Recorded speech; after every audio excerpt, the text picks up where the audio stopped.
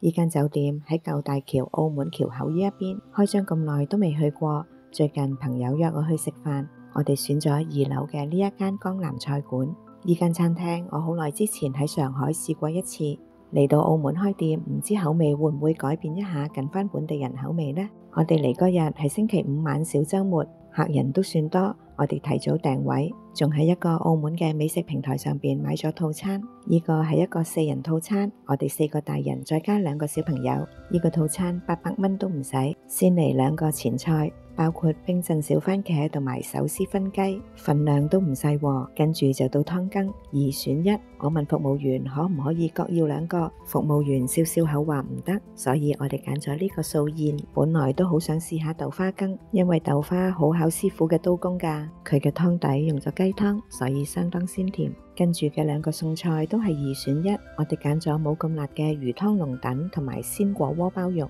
魚湯裡面有啲麵條，我覺得都係有啲辣。至於呢個鮮果鍋包肉，佢配咗少少藍莓，酸酸甜甜，而且比較脆口，小朋友就好鍾意食辣。繼續有2個2選1，好好送飯嘅餸。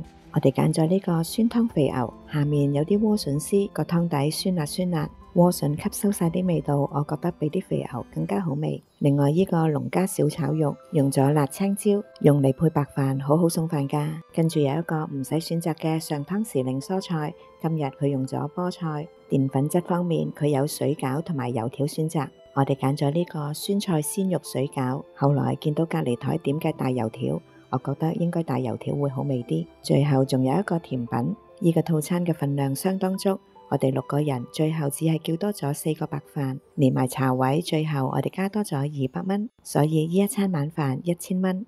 食物質素、環境同埋服務都相當好，呢一餐我覺得超值。